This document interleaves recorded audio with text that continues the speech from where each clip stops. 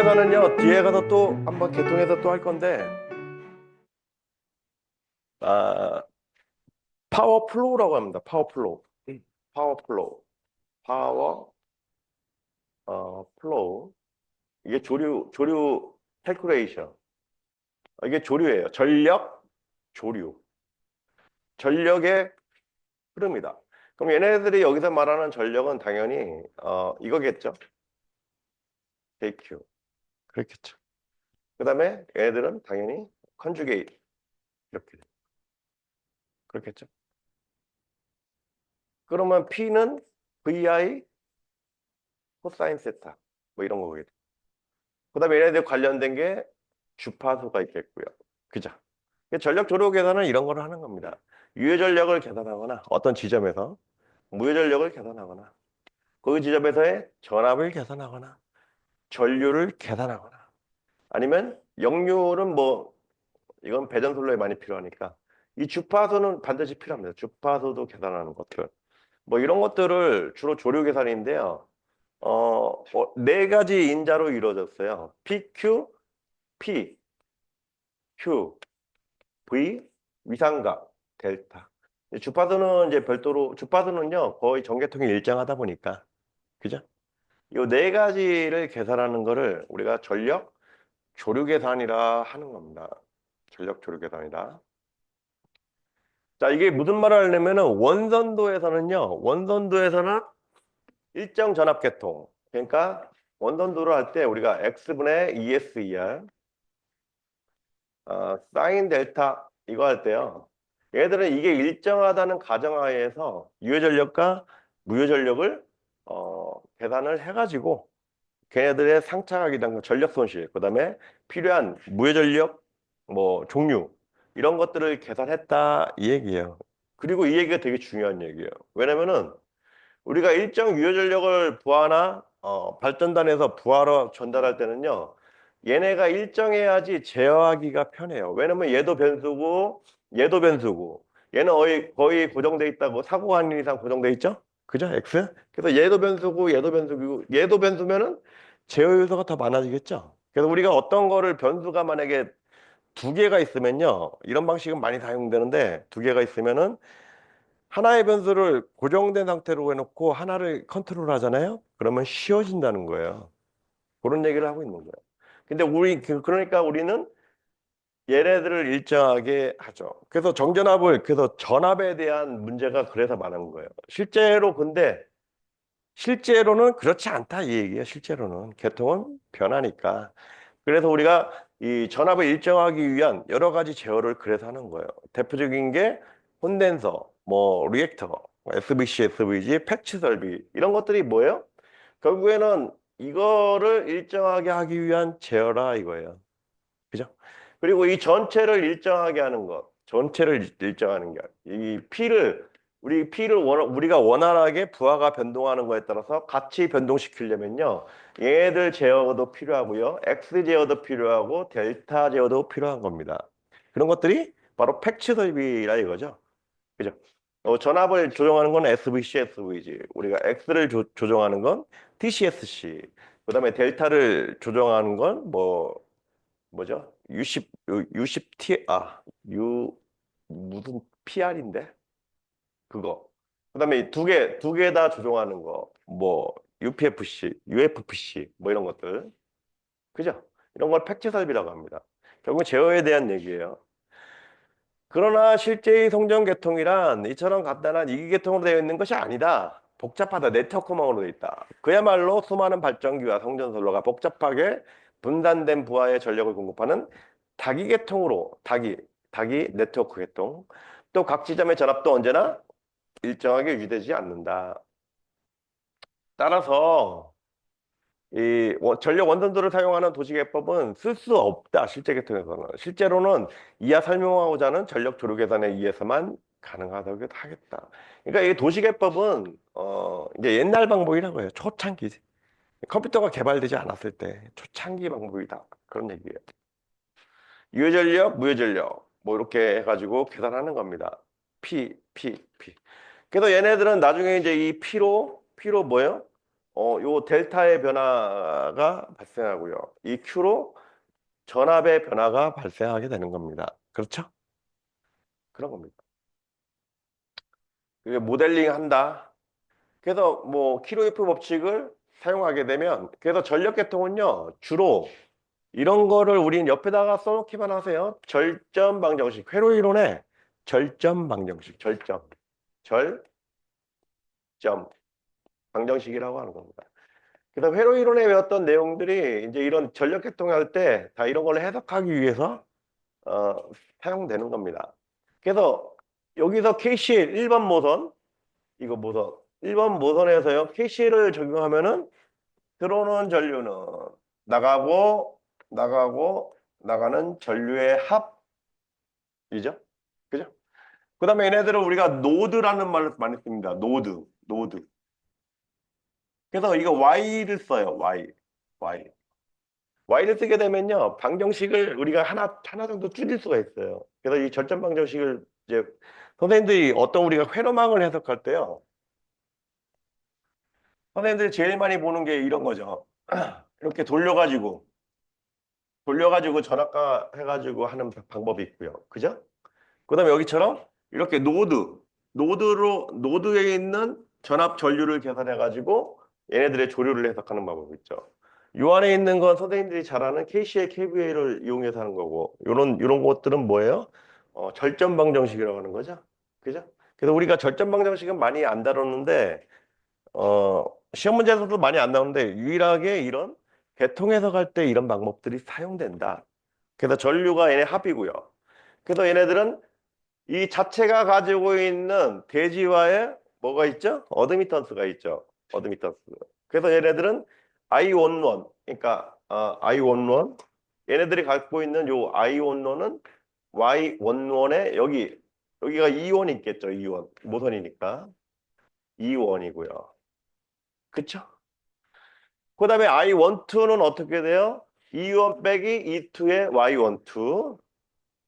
그죠? 그다음에 Y13는 이렇게 E1 빼기 E3는 Y13. 근데 얘네들이 보니까 전압이 다 절전 방정식이니까 전압이 다 이렇게 두 개씩 나오죠. 그래서 전압별로 모아준 겁니다. 모아봤더니 E1은 결국에는 E1과 관련된 인자로는요. E11 플러스 Y12 플러스 Y13 요 위에서 여기 E1 어드미턴스 그다음에 E2는 마이너스가 되고요. E3는 마이너스가 됩니다. 결국에 이 얘기는 뭐냐면은 요 I1 전체의 입력 전류는 옆에 있는 상호 어드미턴스를 포함한 자기 어드미턴스를 다 합친 전압의 이온에 의해서 결정되고요. 요거 옆으로는 다 빠져나가는 거죠. E2 마이너스 Y12, E3 마이너스 Y13는 입력되는 I1 전류가 옆으로 빠져나가는다는 그런 원리죠. 그죠? 요 뜻이. 그래서 Y11은 이렇게, Y12는 이렇게. 그래서 얘네들을 자기 어드미턴스, 상호 어드미턴스. 자기 어드미턴스는 그 모선에 연결된 자체 대지와의 어드미턴스, 옆에와의 Y13, 옆에와의 Y12 이런 걸 다 합친 거를 이게 Y11이고요. 합친 거를 이 모선에 자기 걸려 있다. 모두 이 모선에 걸려 있죠. 그래서 이걸 자기. 그다음에 옆에 거는 다 뭐예요? 전류. 이쪽에 들어온 전류를 단순히 이쪽으로 넘기는 게 아니고요. 옆으로 빼가니까요. 옆으로 빼가니까 마이너스가 붙습니다. 마이너스. 이렇게. 그렇겠죠? 그래서 이거를 대문자로요. I1은 E11 이렇게 표현한다. 자, 이거를 왜 했을까요? 이렇게. 이거 나중에 컴퓨터에 집어넣을 때요. 이걸 이렇게 표현하기 위해서 그래. 뭐 이거를 뭐 이렇게 표현할 수가 있겠죠. Y12, Y13 이렇게 쓰고 여기다가 뭐예요? E1, E2, E3 이렇게 하겠죠. 그러면 이게 뭐가 된다는 얘기예요? 뭐 I1 그죠? 요렇게 요렇게 요렇게 곱해지니까 그죠? 그럼 이런 데 모성분들이 많으면 여기 밑에다가 행렬만 더 추가하면 되는 거죠. 그죠? 컴퓨터는 이렇게 계산한단 말이에요. 컴퓨터가. 인간의 방식으로 계산 안 하고요. 컴퓨터가 이렇게 계산한다. 컴퓨터가. 그런 얘기예요. 그래서 I1은 쭈루룩 쓰고 Y2도 쭈루룩 쓰고 뭐 이렇게 하면은 얘들은 결국에는 이런 행렬로 만들어진다는 얘기죠. Y11, Y22, 따라라락 YNN. 그다음에 Y 여기는 129고 여기는 Y21이죠. 여기는 Y31이고요. 행렬 아시죠? 행렬 아시죠? 이런 거 보면은 여기가 값들이 이제 자기가 원래 가지고 있던 것들이고요. 얘네들은 똑같은 값. 그다음에 여기하고 여기는 똑같은 값. 여기하고 여기는 똑같은 값. 여기하고 여기는 똑같은 값. 그렇게 될 수밖에 없습니다. 그죠? 나중에 이제 전력 계통할 때 이런 거를 조금 다룹니다. 그래서 자기 어드미턴스 또는 부동점 어드미턴스, 부동점이라는 거는 그 기준이 되는 모선에 관련된 어드미턴스, 모든 어드미턴스, 그걸 부동점 어드미턴스라고 그래요. 그런 얘기고요. 그다음에 상호 어드미턴스는 마이너스 부가 붙는다. 그런 얘기고요. 그래서 행렬을 쓰면 이렇게 되고요. 예. 그다음에 YI 이제 YJI, 즉 1하고 2하고 바꿔치기 하면 1로 오는데요. 얘하고 이렇게 대칭이 돼 있다. 얘를 기반으로 얘가 착 이렇게 접어도 된다. 그런 얘기예요. 어렵지 않죠? 그래서 결국에는 뭘 구한 거예요, 우리가? 지금 뭘 구한 거예요? 이 I를 구한 거야, I. 왜 I를 구했을까요? 얘네들은 이제 일정하다고 보니까 우리가 전력을 구하려면은 이 I를 구해야 되는데 이 I가 보니까 복잡한 네트워크망으로 돼 있다. 그래서 이 I를 뭐로 표현한 거예요? Y의 2로 표현한 거야. 그럼 여기 컨주게이트만 붙이면 되겠죠? 그럼 여기 컨주게이트 붙이고 자, Y도 벡터니까 컨주게이트 붙이고요. 2도 벡터니까 컨주게이트 붙이면 이렇게 된다. 근데 여기 보면은 이게 뭐죠? EK하고 EM 뭐 이런 것들은 나중에 뭐 보게 되면은 뭐 E의 제곱 이런 형태로 표현되겠죠? 그죠?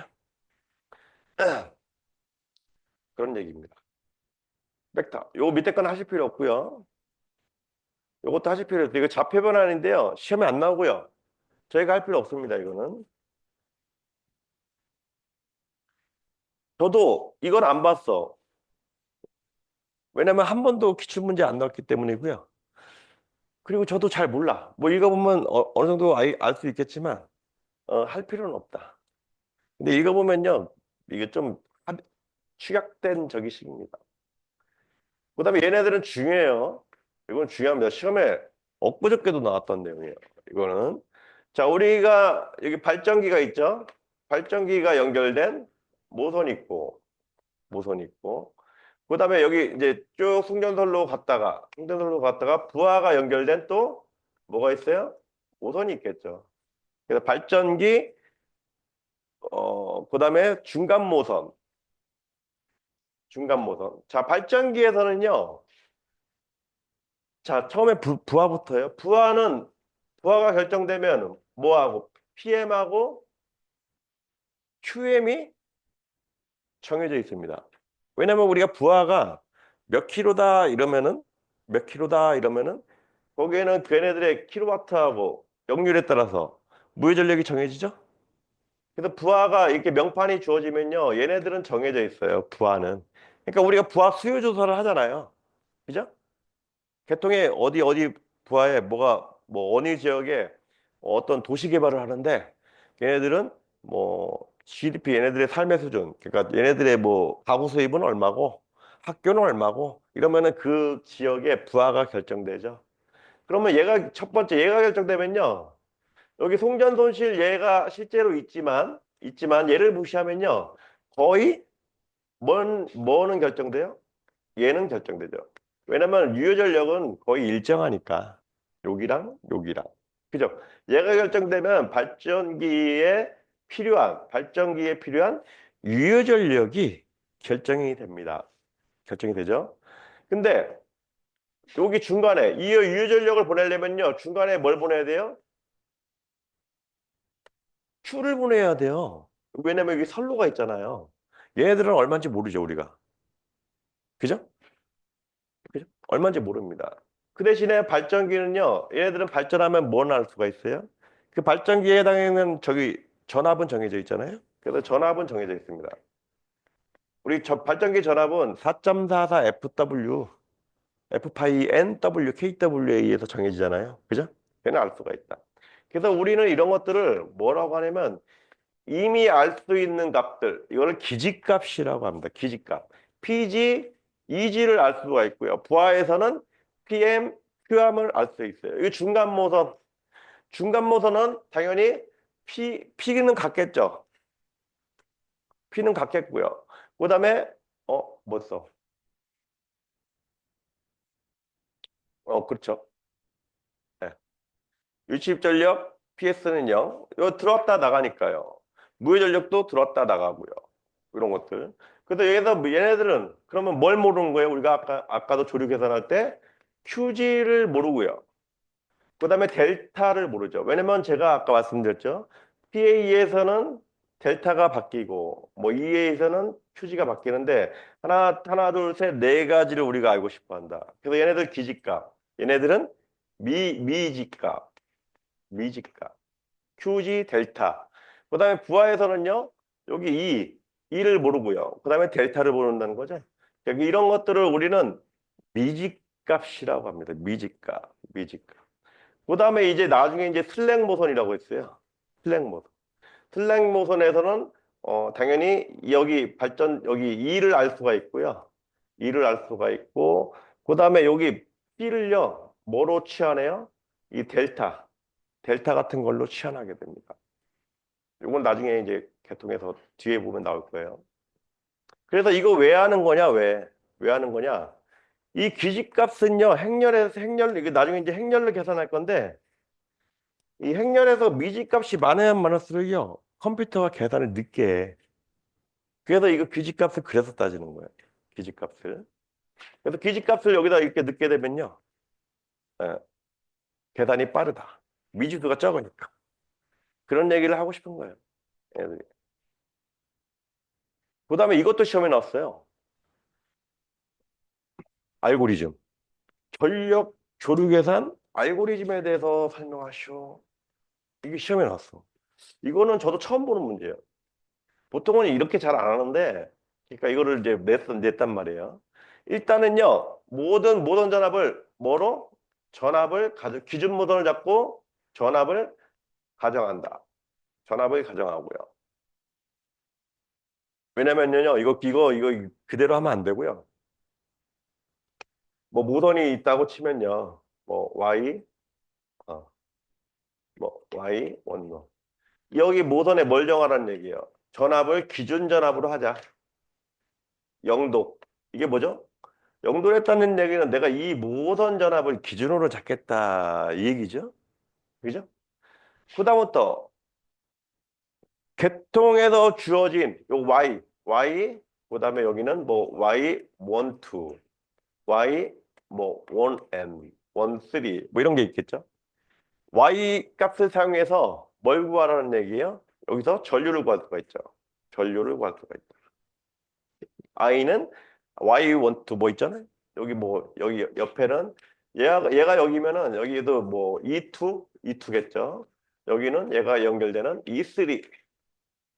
그럼 E3 알고 요거 알고 요거 알고 요거 알고 요거 알고 요거 알면은 각 지로에 뭘 계산할 수 있어요? 전류를 계산할 수 있다. 그래서 전류를 구한다. 이 전류와 가정한 전압 EK로부터 유효전력, 무효전력을 구한다. 전압의 크기를 구한 다음 각 모선에 주어진 운전 조건에 따른 각 지점각과 비교해서 그 편차를 계산한다. 이거 다 구했으면 여기서 뭘 구한 거예요? 이거를 구할 수가 있죠. 요거 구한 다음에 여기다가 2를 딱 곱하면은 각 모선에 뭐가 나와요? PQ가 나오는 거죠. 그죠? PQ가 나올 거 아니에요? 네, PQ가 나오고 그 PQ에서 실제의 뭐 요 편차를 구할 수가 있겠죠. 이 편차가 0이 될 때까지 반복한다. 그래서 이 델타 델타 E, 이게 되게 중요한 거예요. 델타 E는 뭐 이 뉴에서 이 올드를 뺀 거. 이게 편차죠? 이 편차를 줘가지고 계속 계산한 다음에 요 편차를 구한 겁니다. 컴퓨터는 이 편차를 우리 인간처럼 계산하는 게 아니고요. 이거를 무한 반복해서 돌리는 거예요. 그래서 옛날에 가우스 자이대법 이런 데 보면은 그래서 이런 편차에다가요. 알파를 곱해가지고요. 그죠? 가속 정수 개념을 곱해가지고 하는 겁니다. 우리가 제어할 때도 이런 게 나오는데 선생님들 저기 뭐야 제어의 가장 일반적인 오차 계산 방법이 뭐예요? P제어, D제어 뭐 이런 거 들어보셨죠? P제어는 비례 제어. 이거 에러죠, 에러. 이게 편차가 뭡니까? 에러야, 에러. 에러. 우리 에러를 처리하는 방법은 제어에서 첫 번째 비례 제어. 비례 제어라는 건 여기다가 이 알파처럼요. 특정 가속 정수 A를 곱해 가지고 얘네들을 하는 거. 그다음에 또 하나 뭐 있죠? 이 에러를요. 뭐 어떤 우리가 원하는 값에다 미분해 가지고 미분 제어하는 게 있죠? 그다음에 이 에러를 어떻게 해요 또? 적분을 해가지고 적분 제어가 있죠?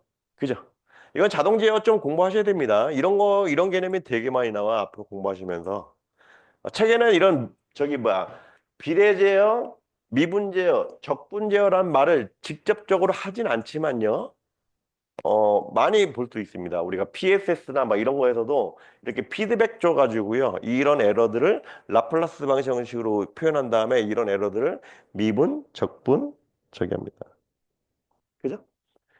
요것도 많이 나오고요. 요것도 많이 나옵니다. 요거. 요렇게 하는 제어가 대표적인 게 뭐예요? 뉴턴 랩슨법입니다. 뉴턴 랩슨법 보면은 뭐 이렇게 돼 있죠. dp 얘네들을 d 델타로 하고 하나는 뭐 dp dv로 하고 아니면 dq d 델타 아니면 dq dv 뭐 이렇게 하죠. 이게 뭡니까? 이게 에러 변화량들을 자기가 원하는 양에 따라서 미분을 해가지고요. 그 편차로 하는 거죠. 그죠? 우리 컴퓨터는 어떻게 계산해요? 무한반복을. 우리 컴퓨터는요. 1. 여기다 1 넣어놓고 이게 마이너게 y는 ax 그래프였다. 컴퓨터 어떻게 계산해요? x에다가요. 1, 2, 3, 4, 5, 6, 7, 8, 9 넣어가지고 각 값을 해가지고 그 다음이 뭐다 이렇게 계산합니다. 컴퓨터는. 그렇죠. 근데 미분제하면요. 이 기울기 나오죠. 바로 요거 넣은 다음에 여기 있는 값을 기울기가 하니까 여기가 10이다. 그럼 10 넣으면 여기가 얼마다? 바로 할 수가 있죠. 그죠? 그렇게 해서 제어를 하는 거예요. 그 다음에 이 적분 제어는 이런 오차량들의 합이 점점 적어지도록 적분을 해가지고 이 에러를 처리하는 게 바로 적분 제어죠. 뭐 그런 얘기를 하고 있는 겁니다. 나중에 이건 좀 어려운 얘기라서 나중에 좀 제어공학 같은 것도 좀 보시면은 근데 이거 다 배웠습니다, 선생님들. 어디서 배웠어요? 기사 때 다 배운 거야. 우리 기사 때 선생님들 회로 이론 뒤에 뭐 배웠어요? 제어공학 배웠죠? 전기 기사 시험 때. 그죠? 거기 있던 내용입니다, 이게. 그런 내용이고요. 그래서 뭐 이렇게 전체 조류를 계산합니다. 그리고 실제로 선생님들이 이제 현장에 가시면은 어떤 발전소나 이런 거 할 때 이거를 이제 외주 주게 되면요. 이 전력 조류 계산을 데이터를 갖고 와요. 그래서 그걸 보면은 뭐 마이너스도 있고 막 그럽니다. 그런 얘기고요. 그래서 이것도 조류 계산의 목적입니다. 어, 확충. 앞으로 일어날 뭘 계획하는 거예요? 설비들을 확충하고 걔들을 이제 운영하면서 사고가 날 수 있습니다. 그래서 확분사, 확인사살, 확충하고 운용하고 사고를 예방하는데 이런 전력 조류 계산을 이용한다. 그런 얘기입니다. 아셨죠?